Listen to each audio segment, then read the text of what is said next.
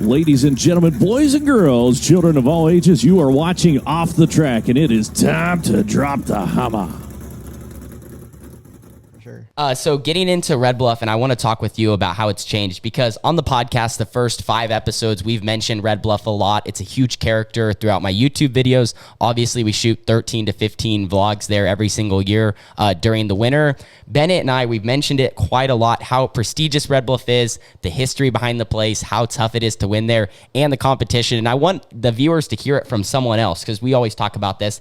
But like, really, how prestigious is Red Bluff and the history behind the place, and what's that like, filming there every single week? Yeah, it's every race there is pretty much a big race. Like last week was points race 9. It doesn't feel like that when you're there. It's you walk in that building and it feels like you're almost at the Chili Bowl maybe. Yeah. It's just the smell, everything about the atmosphere. Yeah, the atmosphere. It's very tense. The drivers know what they have to do to make the show every week. It's really cutthroat. There's just really nothing like it, I think. And over time, it's gotten probably harder and harder. You won 3 in a row, which to some people watching this that may not know who some of those Outlaw Kart guys, it's not easy to win 3 in a row there. No way. Some people come to Red Bluff with no experience, and they're like, I'm going to make the A, no problem. And then they're in the D main. Yeah, it's like, what the heck? It's just because crazy. you don't know who they are doesn't mean they're not good. And not only that, too, I think Tanner could probably agree on this, too, because when I got out of racing, I think it was the year they started to implement the pill draw qualifying. Yes. So now I guess luck kind of plays into it, because if you really don't hit the right pill and go out in the correct group, that could really hurt you and put you behind the 8 ball for the whole night. There's so many factors at Red Bluff, and that's something to touch on, like how things have changed over the years, not only with the racetrack, but also, how legit Red Bluff is now. Like, it's especially crazy this season. We recently had different ownership at the racetrack within the past couple of years, and we've seen some changes at the Red Bluff Outlaws. Can you talk a little bit about that? Because, for example, we now have victory lane photos. We have victory lane photos, podium finishers. We have checks. Like Bennett said, the pill draw. That's a big deal, because, you go sprint car races. There's some form of way to maybe put you in a qualifying group, where at the Red Bluff Outlaws, from all the years I've ever ran there, minus this year and the last, we literally, based off of where you are in points, is where you go out. So every single week, like, you're pretty much, I'm 3rd in points. I know I'm going to be in the first group, or I know I'm going to be in this group. And so we're starting to see a lot of changes, and I think a lot of them are for the better in legitimizing Red Bluff. I actually was going to talk about that. Back then, you were talking about the pill draw. That used to not be the case. You used to just, the first point race, I believe you pill drew because there were no points yet. Yep.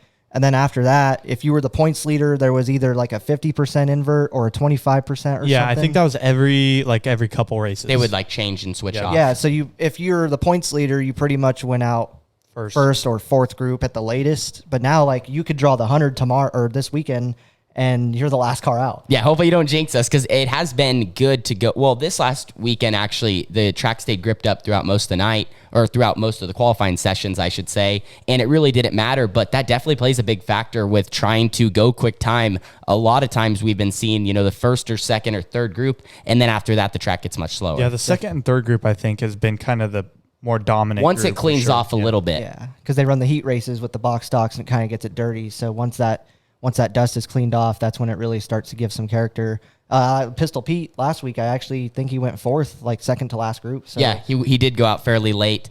In talking about track conditions, as it's changed throughout the night, you've been filming at the Red Bluff Outlaws since 2014, right?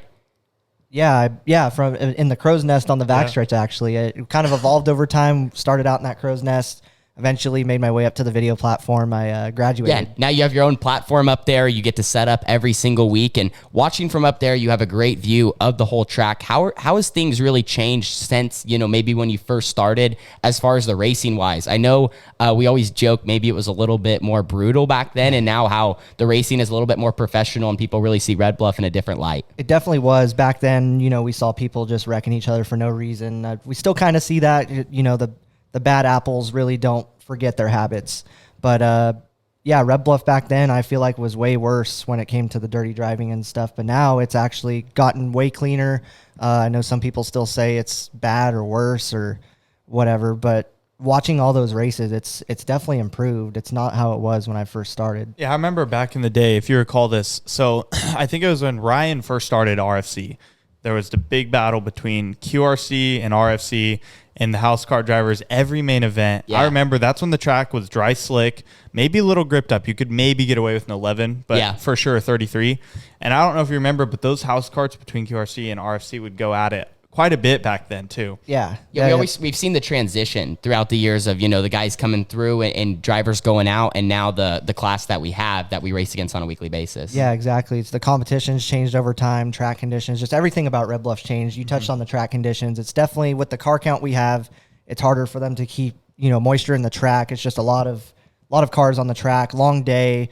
We really haven't had rain this year either. So when it rains, it helps the track, believe it or not, since it's indoors. But it does help. It gets water on the tires when they come out there. It keeps the moisture in, but we really haven't seen much of that. So there's been a lot of rubber this year, which, I know the drivers probably don't like too much, but there's not much they could do really with how many cars they've had lately. Like back then in 2014, I think we probably had 130 cars a night. Now which was fantastic back then. That was great. Now we have 200 cars. That's never happened in Red Bluff history. The material's probably worn out a little bit because it's, it's over time, and it's the same stuff that we share with the horse people and the rodeo people. Yeah, it's not clay. If you didn't know that sitting at home, it's actually dirt.